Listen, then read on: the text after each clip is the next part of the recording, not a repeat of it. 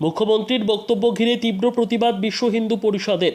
রাজনৈতিক জনসভা থেকে মমতা বন্দ্যোপাধ্যায় কার্তিক মহারাজকে রাজনৈতিক তকমা দিয়ে বক্তব্যের প্রতিবাদে মহকুমা শাসকের দপ্তরের সামনে বিক্ষোভ দেখালো বিশ্ব হিন্দু পরিষদ।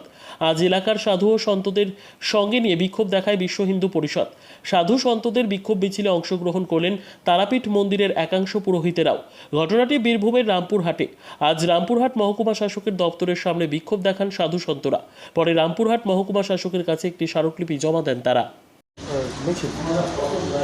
আমাদের মিছিল হচ্ছে আজকে সনাতন ধর্মের উপর যে কুরুচিকর মন্তব্য আমাদের পশ্চিমবঙ্গের প্রশাসনিক প্রধান করেছেন তার প্রতিবাদে আমাদের এই মিছিল।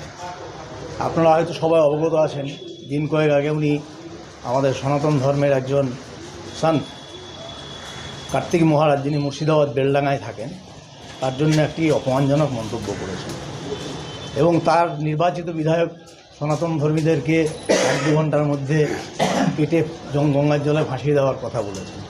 সেক্ষেত্রে তিনি কিন্তু কোনো প্রতিবাদ করেননি। এবার আমরাও মনে করছি যে আমিও একটা মন্দিরের সঙ্গে যুক্ত, তারাপীঠ মন্দিরের সঙ্গে। আজকে আমার উপর আক্রমণ নেমে আসতে পারে আমাদের মন্দিরের উপরে, সেই কারণেই আমরা প্রশাসনকে জানিয়ে গেলাম যে যাতে শান্তি শৃঙ্খলা বজায় থাকে। সেই জন্যে আমাদের এই মিছিলে বিশ্ব হিন্দু পরিষদের তরফ থেকে আসা। আজকে এখানে কী করবেন? আজকে এখানে আমরা স্মারকলিপি দিলাম, যে অপমানজনক মন্তব্য উনি করেছেন তার বিরুদ্ধে প্রতিবাদ করলাম।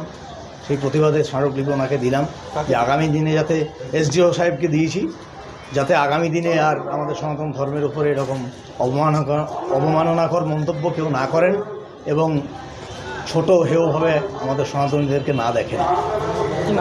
আমার নাম তন্ময় মুখার্জি, আমি তারাপীঠ মন্দিরের সেবাই।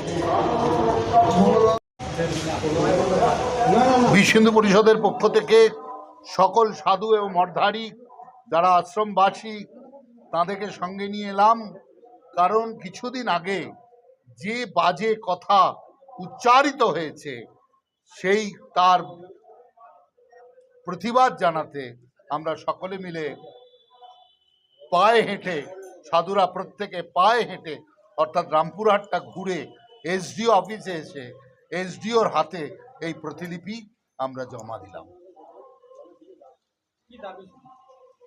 দাবি হচ্ছে যে অন্যায় যে কথাটি বলেছে তার জন্য এটা ভুল হয়েছে, এটার জন্য ক্ষমা চাওয়া দরকার, এটা ক্ষমা প্রার্থনা করা।